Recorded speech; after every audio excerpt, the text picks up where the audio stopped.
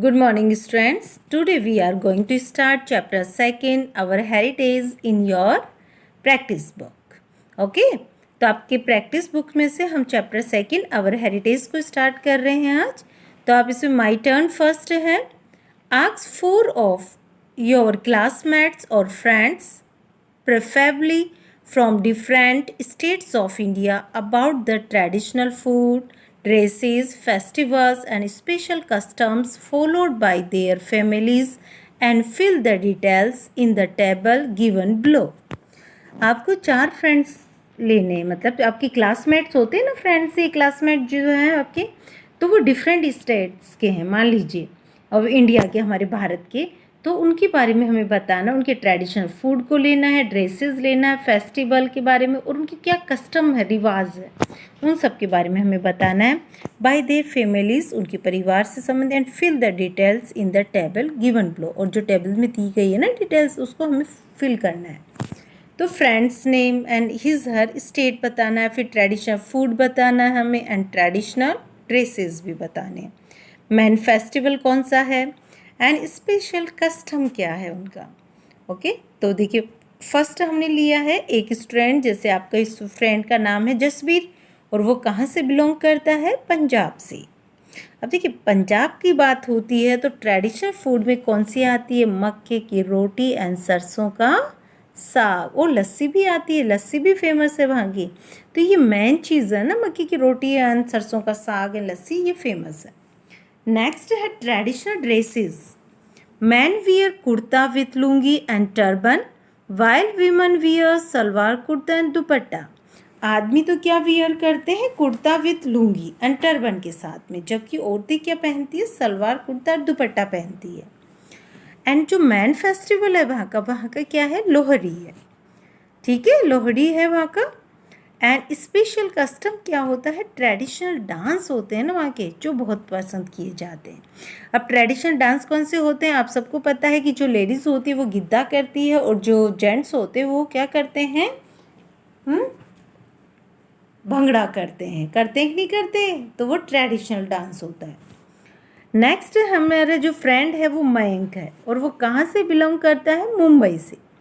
अब देखिए, मुंबई की बात आए तो मुंबई का ट्रेडिशनल फूड भी आप सबको पता है, पाव भाजी होती है, भेलपुरी भी होती है, लेकिन यहाँ पे हमने क्या लिखा, जो ज़्यादातर पसंद किया, पाव भाजी एंड श्रीखंड, है ना, बहुत ज़्यादा पसंद किया जाता है.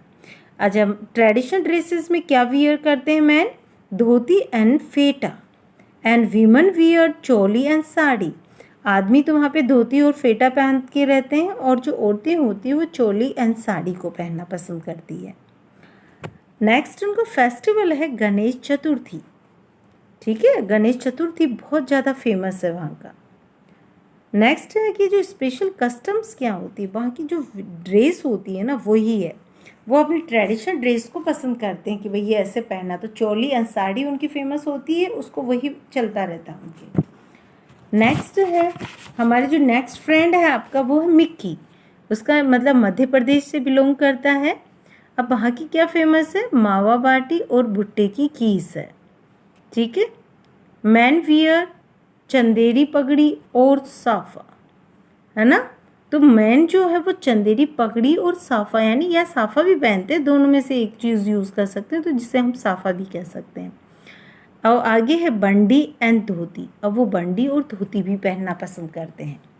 Women wear ghagra and लुगड़ा.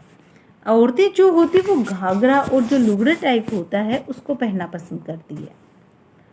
Next है वहाँ का जो कौन सा फेस्टिवल जो होता है वो मुख्य होता है, वो है खजुराहो डांस फेस्टिवल. यहाँ पे खजुराहो डांस फेस्टिवल आयोजित किया जाता है, जो कि उसका भी समय निर्धारित होता है, और उसी के अकॉर्डिंग ये होता है कि मैन फेस्टिवल के रूप में उसको यूज़ करते हैं. Traditional dance and music. और यहाँ का जो स्पेशल कस्टम होता है ना, वो जो है जो ट्रेडिशनल डांस को परफॉर्म करना और उसको म्यूज़िक को परफॉर्म करना होता है, तो यहाँ के लोग बहुत पसंद करते हैं. नेक्स्ट फ्रेंड है उदय, जो कि राजस्थान से बिलोंग करता है. और देखिए, हमारी स्टेट आ गई है राजस्थान. आप सबको पता है ना स्टेट कौन सी है, राजस्थान है. कैपिटल कौन सी है, जयपुर है. तो यहाँ का क्या चीज़ फेमस है, दाल बाटी चूरमा, है ना. और विमेन जो है वो वियर करती है साड़ी, चोली एंड घाघरा, है ना।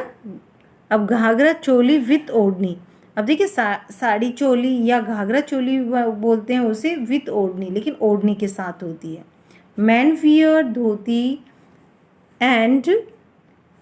धोती एंड अंगरखा, सॉरी अंगरखा यहाँ पे ANGRAKHA है अंगरखा, एंड पगड़ी है। ठीक है, क्या है यहाँ पे, मैन क्या वियर करते हैं, धोती करते हैं, अंगरखा करते हैं एंड पगड़ी को पहनना पसंद करते हैं।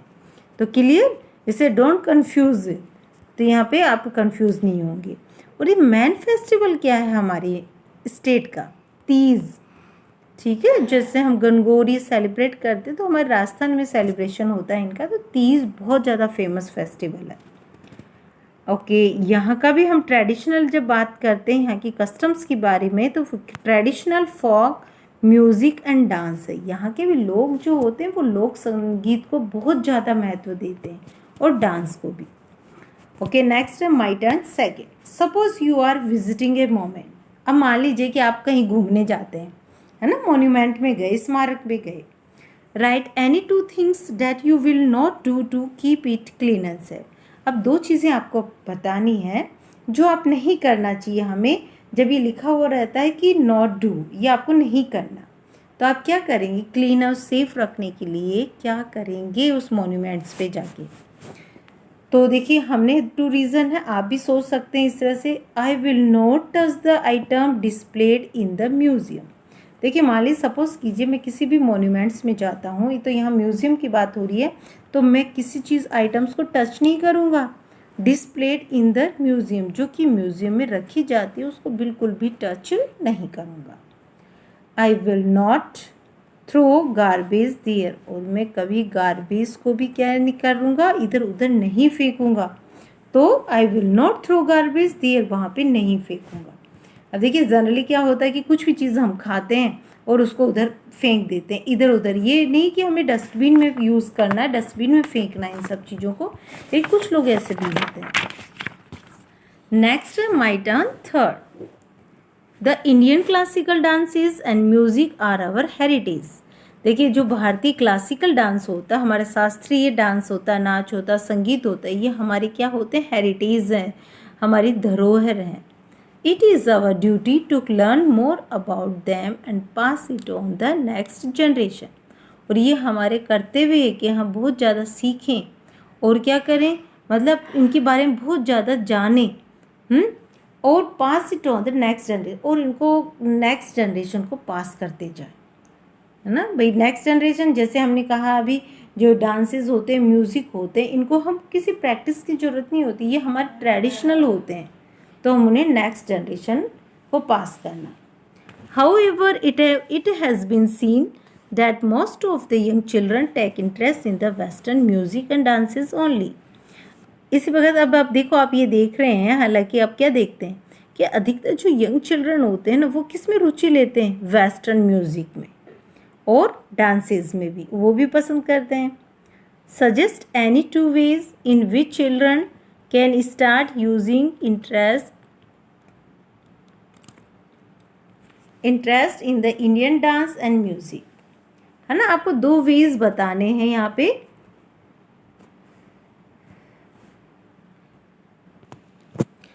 ठीक है, आपको इसे 2 वेज बताने हैं जिसमें बच्चे क्या कर सके, इंटरेस्ट ले सकें इसमें, भारतीय डांस में एंड म्यूजिक में। तो आप सोचते हैं, आप लोग भी ऐसे, तो आप जब ये करते हैं तो आप भी सोचिए कि मैम हम इस तरह से कर सकते हैं। तो ये आपके आइडियाज़ होने चाहिए। तो देखिए फर्स्ट आइडियाज़ हमने क्या किया, schools can teach classical music and dance to students in the early years. अब देखिए ये हम कब सिखा सकते हैं, या जो स्कूल्स होते हैं उसमें जाते क्या करना चाहिए, जब ऐसे फोक सॉन्ग या क्लासिकल डांसेस होते हैं, तो उसमें हमें म्यूज़िक एंड डांस जो होते हैं ना, जो पहले प्रारंभिक ईयर्स होते हैं ना उनकी शुरुआती, उसी समय उनमें सिखा देनी चाहिए। Next, parents can watch programs on classical music and dance along with their students. Parents को भी क्या करना चाहिए कि वॉच कराना चाहिए ऐसे प्रोग्राम्स को जो क्लासिकल म्यूज़िक और डांस पे बेस्ड होते हैं, जब उन विद्यार्थियों के साथ साथ ये काम करना है उनको। ठीक है, पेरेंट्स को ये सब ध्यान रखना है। Next my turn 4 parent guided activities. अब पेरेंट्स भी गाइड कर सकते हैं। This pictures are of design made on the walls and pillars of the Taj Mahal. अब देखिए ये कुछ पिक्चर्स आप यहाँ देख रहे हैं, तो ये पिक्चर्स क्या है, डिज़ाइन है जो किससे बनी हुई है, मतलब यहाँ पे जो वॉल्स एंड पिलर्स पे बनी हुई है। तो imagine you are working with the builders of the Taj Mahal. अब कल्पना कर लीजिए कि आप ताजमहल का जो बिल्डर है, जो ताजमहल का निर्माण कर रहा है, उसके साथ काम कर रहे हैं। Make your owner design to carve और paint a pillar two of और वॉल ऑफ द मोन्यूमेंट्स। तो आपको क्या करना है, डिज़ाइन को तैयार करना है, कर्व करते हुए, पेंट करते हुए उसको, पिलर को, खंबे को, और ये बताना है कि ये मतलब हमें इस तरह से ड्रॉ करके बताना है इसको। तो आप भी तो ऐसे ड्राइंग में परफेक्ट है ना आप सभी स्टूडेंट, तो आप तो ड्रॉ कर सकते हैं। तो ये मैंने पेपर जो यहाँ पे है ना ब्लैंक छोड़ा है। अब आप कुछ भी ड्राइंग कर सकते हैं, जैसे कि आपने फर्स्ट अपने वॉल बना ली चारों तरफ की यहाँ पे, फिर उसमें कोई भी फ्लावर वो डाल दिया, जैसे ये हमने बना दी। अब इसमें हमने कोई भी फ्लावर्स की डिज़ाइन डाल दी या कुछ भी, और यहाँ पे छोटे छोटे कुछ भी ऐसे बना दिए हमने, ठीक है। तो ये आप कर सकते हो, कुछ भी चीज़ें, एनीथिंग एल्स, यानी इमेजिन करनी है आपको, सोचना है कि हो सकता है कि आप यहाँ पे ताजमहल चल रहा है तो उसके बिल्डर्स के साथ आप काम कर रहे हो, तो आप कैसा सोचेंगे कि हाँ इस तरह से बनाएंगे तो इतना सुंदर लगेगा, ठीक है। तो ये आपको ये खुद को फिल करना है, इसलिए मैंने ब्लैंक छोड़ा है। ये मैं ड्राइंग नहीं करूँगी, यहाँ पे आपको खुद को ड्राइंग करके मुझे बताना है कि मैम हम तो इस तरह से ड्रॉ करेंगे। तो ये आप कंप्लीट करके रखेंगे। अंडरस्टैंड दैट स्टूडेंट, समझ गए ना। तो इसको कंप्लीट, इस वे को आपको पिक्चर ड्रॉ करनी है। Next self check. अब देखिए अब हमने रीड कर चुके हैं, तो अब आपका चेकिंग हो जाती है कि आप किस तरह से पढ़ाई कर रहे हैं। तो सेल्फ चेक करना है। Points we have discussed. अब ये जो पॉइंट्स हमने डिस्कस किए थे वो कौन कौन से थे। Differences between culture and heritage. अब क्या क्या डिफरेंसेस है कल्चर और हेरिटेज के बारे में, ये भी हमने सीखा। And the material heritage of India with example.